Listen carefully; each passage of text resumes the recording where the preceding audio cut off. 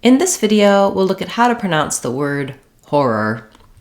So this is definitely a challenging word. Anytime we have an R in the word or multiple R's, it can be difficult. And there's a number of reasons why this one is particularly hard. I would say even native speakers, including myself, may have to slow down a little bit when we're pronouncing this word. We may find it a little bit challenging to sequence the sounds. So let's break it down for you and help you to tackle this challenging word. So we have two letters OR in this word. The first syllable of horror is stressed. And so letters OR do say or in the first syllable. In a stressed syllable, we often have a clear vowel, and letters OR can say multiple different sounds in the stressed and unstressed syllables. But often in the stressed syllables, OR will say the or sound. Like in the word or the number 4, the word more. So you can use some of those words to help you, like more or for, in order to be able to get that or feeling natural and clear in that first syllable. I do suggest building from the or and then adding your sound after. If the H sound gives you difficulty, what you want in this word is that the H is just some air blowing through your throat and your mouth is already in the position for saying the or sound.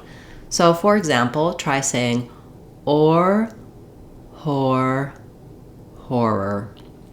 Okay, so that's the first part of the word. We have that or, hor. You just need that. For the or, basically I have a little bit of rounding. My tongue is tight and back, and unlike the sound, where my tongue doesn't move, it's a vowel, a monophthong vowel, no movement, just tight tongue against the teeth. Or I have to move a little bit, and my tongue needs to be ready for this but it's kind of gliding into it. It's a diphthong sound, gliding from, you may see it written like this in the IPA or with an OR, that's what I tend to use. Just thinking of it as gliding a little bit from an O sound to an sound, or.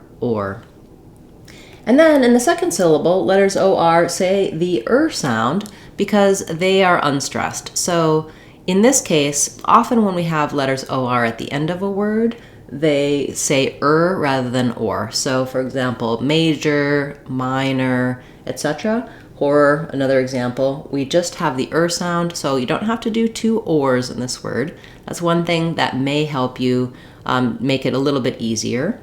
And then secondly, this needs to be fast and unstressed. So that is challenging, the ER at the ends of words. We don't want horror with a strong but we still need that tight back tongue. It's still the same sound. Also notice that as I was saying horror, that R links the syllables together. So I don't really want horror. That's not going to sound natural or be easy to say in fluent speech. I need to be able to move out of the or into the So you can try it without the H as well. Or. You can also try it without the or and just see if you can say starting on that tight consonant R. And all of those different strategies are going to help you to say horror more easily. Some regions of the US, including the New York accent, will say the stressed or as more of an R. So you may hear around you, depending on where you are, you may hear a little bit more like Har-er. This is an okay pronunciation if in the region that you're speaking, people use it. But typically, for most areas of the US, an or is used in these words. So rather than Har-er, you might want to go for horror.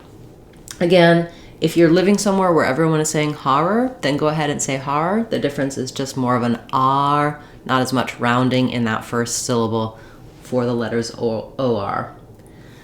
Once you can say horror by itself, do try practicing it in some short phrases just so that it comes out more smoothly and naturally when you need to use it.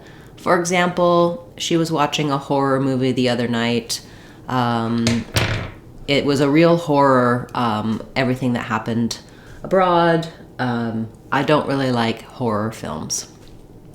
Thanks so much for watching this video. If you need more help for the sounds in horror or any of the sounds of English, check out our Sounds of English course on speechmodification.com. It's a great way to learn about all of the different sounds of English, how they're spelled, how to pronounce them, what accent error patterns to watch out for. You can build a strong foundation to pronounce any word you like confidently and easily with the course. That's our Sounds of English course, and you can find it on our website, speechmodification.com.